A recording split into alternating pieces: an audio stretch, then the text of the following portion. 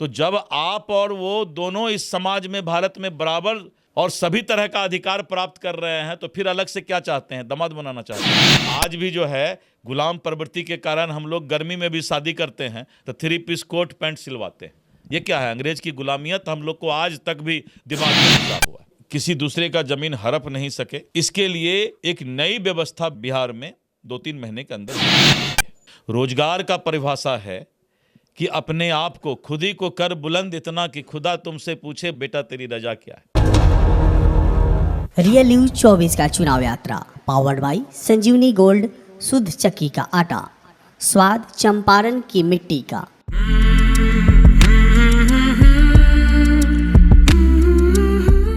Real news में आप सभी का स्वागत है। इस वक्त मैं मोतिहारी में हूं और मोतिहारी में हमारे साथ बिहार सरकार के भूमि सुधार उपसमहर्ता मंत्री हैं डॉक्टर दिलीप जायसवाल। इस वक्त चुनावी सभा के दौरान अभी चुनावी यात्रा में हैं और मोतिहारी पहुंचे हुए हैं। सर, मोतिहारी में तो सबसे पहले आपका स्वागत है। धन्यवाद। सर, आप अभी चुनावी यात्रा में हैं, कई जगह आपने चुनावी सभा को संबोधित किया है, कई जगह आपने सभाएं और लोगों से भी जनसंपर्क किए हैं। क्या लगता है इस बार जो बिहार की 40 सीट है, क्या एनडीए सरकार को मिलने वाली है क्या? देखिए, पूरा दुनिया प्रधानमंत्री नरेंद्र मोदी जी के कुशल नेतृत्व का लोहा मानती है और जिस तरह से देश आगे बढ़ रहा है और देश की समस्या प्रधानमंत्री नरेंद्र मोदी जी ने निदान करने का, समस्या का हल निकालने का काम किया है। चाहे वो धारा 370 हो, चाहे राम मंदिर का निर्माण हो, और जिस तरह से इंफ्रास्ट्रक्चर फैसिलिटी पूरे देश में बढ़ रहा है और गरीब के लिए, विशेष करके गरीब और किसान के लिए प्रधानमंत्री नरेंद्र मोदी जी की चिंता हर वक्त रहती है। आने वाले समय में प्रधानमंत्री नरेंद्र मोदी जी को तीसरी बार प्रधानमंत्री के रूप में देश और दुनिया देखना चाहती है और हमने विकसित भारत का सपना भी 2047 तक देखा है। मोतिहारी में हमारे बहुत ही समर्पित कार्यकर्ता और कद्दावर नेता श्री राधा मोहन सिंह जी चुनाव लड़ रहे हैं और राधा मोहन सिंह जी को वोट दे करके मोतिहारी की, चंपारण की जनता नरेंद्र मोदी जी को प्रधानमंत्री बनाएंगे। और मैं आज तुर्कोलिया में गया था, उसके पहले अरेराज में, जगदीशपुर में, पहाड़पुर में, बहुत जगह मैं आज जनता से मिला और वहाँ पर मेरा कार्यक्रम था। सभी जगह उत्साह है कि राधा मोहन सिंह जी को ज़्यादा से ज़्यादा वोट देकर नरेंद्र मोदी जी को फिर से तीसरी बार मोतिहारी, चंपारण की जनता प्रधानमंत्री मोदी जी को देखना चाहती है। लेकिन मतदान परसेंटेज जो है वो कम होते जा रही है, आखिर क्यों? इसका कारण क्या है? नहीं, देखिए, मतदान प्रतिशत पहले भी यही 65-67% होता था और अभी भी दूसरे और तीसरे चरण में 65% के आसपास मतदान हुआ। पहले चरण में थोड़ा मतदान कम हुआ।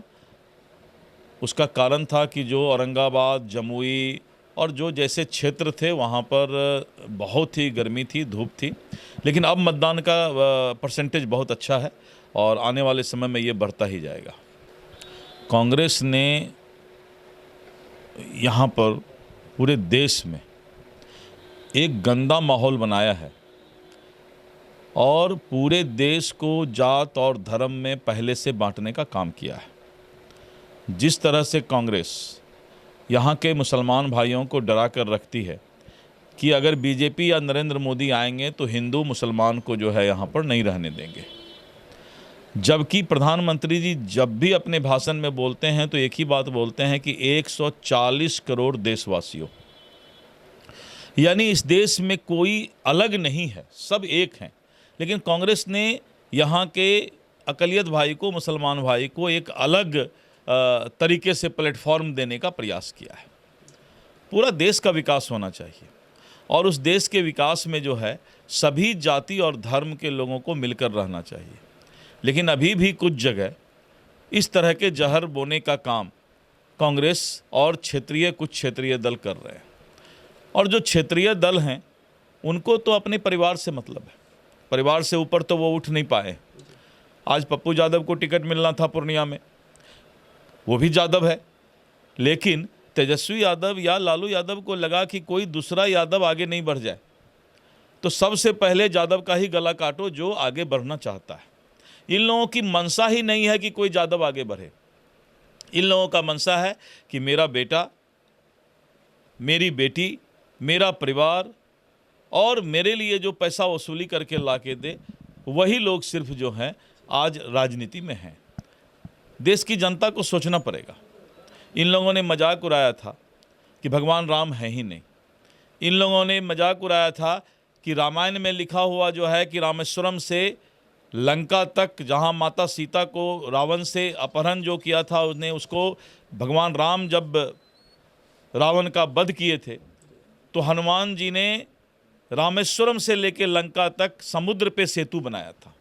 हम लोग बचपन से रामायण में पढ़ रहे हैं, सुन रहे हैं इस बात को, लेकिन कांग्रेस ने क्या कहा, राजद के लोगों ने क्या कहा कि ये सब काल्पनिक है, कोई समुद्र में सेतु बनता है क्या। लेकिन जब अमेरिका ने नासा से फ़ोटो खींचा तो पूरा सेतु समुद्र के नीचे आज भी है। वो पत्थर आज भी उसमें श्री राम लिखा हुआ है, और वो पत्थर ऊपर जब आता है तो तैरता है। कहाँ गए इन लोगों का? भगवान कृष्ण का नगरी द्वारका, अभी प्रधानमंत्री नरेंद्र मोदी जी समुद्र के नीचे गए थे और उन्होंने देखा कि हजारों लाखों वर्ष पूर्व जो द्वारकाधीश भगवान कृष्ण का साम्राज्य था, आज भी समुद्र के नीचे पूरा साम्राज्य पड़ा हुआ है। तो इस तरह सनातन धर्म को, हिंदू धर्म को इन लोगों ने बदनाम करने का प्रयास किया, झूठा साबित करने का प्रयास किया, तो भगवान की मार इनको लगेगी। और भगवान की मार जब लगेगी तब इन लोगों को समझ में आएगा कि जात और धर्म में लोगों को नहीं बांटना चाहिए। सर, इंडिया अलायंस के द्वारा दावे की जा रहे हैं कि हमने मोदी सरकार को उखाड़ फेंकना है। तो अगर मोदी सरकार को उखाड़ फेंकना है तो उनके पार्टी से पीएम मोदी के उम्मीदवार आखिर कौन होंगे? देखिए, जो 50 साल से लेकर 70 साल तक जिन लोगों ने शासन किया, पाकिस्तान को तो उखाड़ नहीं पाए। जब दुश्मन को नहीं उखाड़ पाए तब देश बनाने वाले को उखाड़ने की बात सोच रहे हैं। कश्मीर में पत्थर फेंका जाता था, कश्मीर में 2 निशान, 2 विधान, 2 संविधान हुआ करता था, भारत का झंडा नहीं फहरने देता था। आज कहाँ चला गया भारत विरोधी लोग? जो कांग्रेस बोलती थे कि भारत तेरे टुकड़े होंगे, उनका समर्थक करती थी, आज कहाँ गए पत्थरबाज लोग? भारत के अंदर वो ताकत है कि पाकिस्तान हो चाहे कोई भी आतंकवादी उग्रवादी हो, आज उसका आंख निकालने की ताकत रखता है। और वो लोग उग्रवादी को दामाद के तरह पालते थे, उग्रवादी को सुरक्षा देते थे। अब बोलते थे कि अगर मुफ्ती अब्दुल्ला परिवार और मुफ्ती परिवार को अगर कोई कुछ करेगा तो देश जल जाएगा। मोदी जी ने सबको हाउस अरेस्ट करके 6 महीने तक बंद करके रखा और रख करके कश्मीर भारत का है, और वहाँ पर आज लाल चौक में आराम से आप जाके झंडा फहरा सकते हैं और भारत माता की जय बोल सकते हैं। अल्पसंख्यक समुदाय के लोगों के लिए धारा 370 हटाने के अलावा मुस्लिम भाइयों के लिए क्या किया गया है मोदी सरकार में? ये आपने बहुत अच्छा सवाल किया। मैं बार बार भाषण में भी पूछता हूँ कि मोदी जी जब गरीब के लिए अनाज भेजते हैं तो खाली हिंदू के लिए भेजते हैं क्या? मोदी जी जो रोड बनाते हैं उस पर खाली हिंदू चलता है क्या? किसान सम्मान निधि योजना आता है, खाली हिंदू को मिलता है क्या? अस्पताल में जो इलाज होता है खाली हिंदू के लिए होता है क्या? तो मोदी जी ने क्या किया, ये तो उनसे पूछना चाहिए जो लोग इस तरह की बातें करके मुसलमानों को डरा करके रखते हैं कि मुसलमानों के लिए क्या किया। मुसलमानों के लिए किया कि कोविड के बाद किसी को मरने नहीं दिया। तो जब आप और वो दोनों इस समाज में, भारत में बराबर और सभी तरह का अधिकार प्राप्त कर रहे हैं, तो फिर अलग से क्या चाहते हैं? दामाद बनाना चाहते हैं? क्या चाहते क्या हैं? कुछ मीडिया के लोग और कुछ इस देश के तथाकथित लोग क्या चाहते हैं? मुसलमान को क्या और किया जाए? मतलब रोड मिलता ही है, उनको अस्पताल मिलता ही है, अनाज मिलता ही है, देश की सारी सुविधा मिलता है। उसके बाद अगर आप लोग कुछ उसको अलग से कांग्रेस के तरह करना चाहते हैं तो कर दीजिए। क्या लगता है इस बार 40 के 40 सीट भाजपा के? या तो 40 का 40 सीट भाजपा और 400 पार जो नारा हमारा है, ये हिंदुस्तान की जनता जानती है कि मोदी जी को तीसरी बार लाना है। और अगर इसी तरह से जाति और धर्म में लोग बांटने का प्रयास करेंगे तो गुलाम रहेंगे। सर आखिरी जिस सवाल, तरह से मुगल और अंग्रेज जो है हमारे बहु बेटियों का इज्जत लूटता था और हजारों वर्ष तक जो है सैकड़ों वर्ष तक इस देश को गुलाम बना के रखा, तो गुलाम प्रवृत्ति अभी कुछ लोगों का नहीं गया है। आज भी जो है गुलाम प्रवृत्ति के कारण हम लोग गर्मी में भी शादी करते हैं तो 3 पीस कोट पैंट सिलवाते हैं। ये क्या है? अंग्रेज की गुलामियत हम लोग को आज तक भी दिमाग में घुसा हुआ है। सबके 100 में 90 आदमी अभी तक भी कुछ न कुछ प्रतिशत गुलामी का असर है, और वही गुलामी का असर में आप या हम जो है आज कुछ से कुछ बोलते रहते हैं। सर एक आखिरी सवाल ये है कि मोतिहारी लोकसभा क्षेत्र में राधा मोहन सिंह जी ने अभी तक जितने भी विकास कार्य किए हैं, या वो पिपरा कोठी कृषि केंद्र हो या चरखा पार्क हो या रेलवे का सौंदर्यीकरण हो, लेकिन यहाँ के युवाओं और बेरोजगार लोगों के लिए कोई कारखाना कुछ नहीं आया सामने। आपको लगता है कि रोजगार का परिभाषा मालूम नहीं है? रोजगार का परिभाषा अगर डॉक्टर सुशील टेक्निकल डिग्री लेके आए और उन्होंने अस्पताल का स्थापित किया तो इनको कोई सरकार नौकरी देने आया था क्या? रोजगार का परिभाषा है कि अपने आप को खुद ही को कर बुलंद इतना कि खुदा तुमसे पूछे बता बेटा तेरी रजा क्या है। अपने आप को बुलंद करना सीख। दिलीप जायसवाल तो कभी रोजगार नहीं मांगा, लेकिन आज हजारों लोगों को हम रोजगार दे रहे हैं। जॉब सीकर नहीं, जॉब प्रोवाइडर बनिए। हाथ पसार करके भारत कितना दिन तक जिएगा जी? भारत देने वाला देश बन रहा है, हाथ पसारने वाला देश नहीं बन रहा है। इसलिए रोजगार, इस देश में कौन बेरोजगार है ये बताइए? आप बेरोजगार नहीं हैं। इस देश में बगल में पाकिस्तान में जाइए लोग भूखे मरते हैं, बगल में आप श्रीलंका में जाइए लोग भूखे मरते हैं। लेकिन आज इस देश में हमको ख्याल है कि रामायण सीरियल देखने के लिए पूरा गांव का आदमी, एक आदमी के यहाँ टीवी होता था और वहाँ जा कर के टीवी में देखा करता था रामायण सीरियल। बिजली कब आता था ये लोगों को लिखना पड़ता था, रोड में गड्ढा कितना था ये लोगों को समझना पड़ता था। तो आज अगर देश तरक्की नहीं किया, रोजगार नहीं मिला, तो इस देश में आप बेरोजगार कितना दिखाई पड़ता है जी? न सरकारी नौकरी को रोजगार बोलते हैं क्या? सरकारी नौकरी को रोजगार अंग्रेजियत है। नौकर नहीं बनना है, कहता हमको सरकारी नौकरी चाहिए। नौकर बनना है जी? जनता नौकर क्यों बनेगी? स्वावलंबी बने। और भारत में आपको कहीं भी जाइए, आज लोग, गरीब का भी बेटा है, गरीब से गरीब के पास मोबाइल है। एक गांव में कम से कम 50-100 मोटरसाइकिल है जी। किस गांव में पहले मोटरसाइकिल होता था? आज एक गांव में रोड पर चलिए तो मोटरसाइकिल ही मोटरसाइकिल नजर आता है। कोई गरीब ऐसा नहीं है जिसको कि मोबाइल नहीं है, और मोबाइल में इंटरनेट भारत से सस्ता कहीं भी नहीं।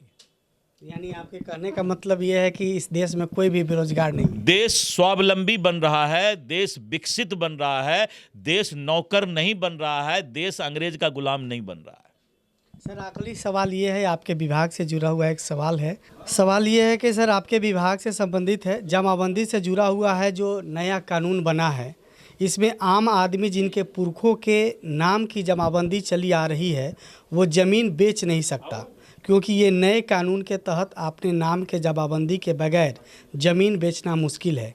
यह वजह है कि ज़मीन की रजिस्ट्री भी बिल्कुल कम हो गई है। देखिए, इसको जितना भी सरल बनाया जा सकता है उसके लिए हम लोगों ने पूरा तैयारी कर लिया है, और जनता को अपने ज़मीन पर किसी ज़मीन माफिया का नज़र नहीं लगे, कोई किसी दूसरे का ज़मीन हड़प नहीं सके। इसके लिए एक नई व्यवस्था बिहार में 2-3 महीने के अंदर होनी जा रही है, और उसके बाद कोई भी किसी के ज़मीन के तरफ गलत नज़र नहीं उठा पाएगा। और राजस्व विभाग का कोई भी कर्मचारी या पदाधिकारी जो कि भ्रष्टाचार के कारण जनता को दुख और दर्द देने का काम कर रहा है, उसे भी अब जो है सुधारने का प्रयास किया जाएगा, और मुझे लगता है जल्दी ही इसका रिजल्ट जनता के सामने आएगा। सर एक सवाल और है आखिरी। सवाल ये है कि जो बेतिया राज और कई ऐसे राज के जो ज़मीन है जिनको लोग अपने कब्जे में लेकर रखे हैं, उन लोगों के लिए क्या उपाय? देखिए, हमारे पास एक फाइल आज से 4 दिन पहले आया कि मोतिहारी में कोई मेसर्स हनुमान शुगर मिल है, जहाँ पर कि हजारों एकड़ हमारे सरकारी राजस्व विभाग की ज़मीन है, और उसमें भी मैंने देखा कि करीब 700-800 एकड़ ज़मीन जो है या तो बेच लिया गया या हनुमान शुगर मिल वाले ने अपने रिश्तेदार वगैरह को दे दिया, और सरकार कानून के में पक्ष अपना नहीं रख पाई, जिस कारण से इतना बड़ा ज़मीन यहाँ पर चला गया। एक एक चीज़ की जांच हो रही है, और जो भी लोग गलत होंगे वो जेल के अंदर होंगे, उसकी भी चिंता की जा रही है। सर बहुत बहुत धन्यवाद। तो आप रियल न्यूज़ देख रहे थे। इस समय हमारे साथ डॉक्टर दिलीप जायसवाल जी हैं, जो बिहार सरकार में मंत्री थे और इस वक्त अभी मोतिहारी में पहुंचे थे, चुनावी जनसभाओं में शामिल होने आए हैं और यहाँ के बेस्ट जो वोटर्स हैं उनको एकजुट करने में लगे हुए हैं। तो इसी के साथ देखते रहिए रियल न्यूज़। मुझे दीजिए इजाज़त, नमस्कार। जुबान ही कटार है। चले थे बिहार को ललकारने 25 साल तक जिन्होंने जातिवाद का जहर फैलाया। वादों की बौछार है। जंगल राज पार्ट 2 है। मैं भी गठबंधन कर लो, कुछ नहीं होने वाला। अब आर है या पार है, जंग जबरदस्त है। चंदन जायसवाल के साथ देखिए सोमवार से रविवार रात 9 बजे सिर्फ रियल न्यूज बिहार पे।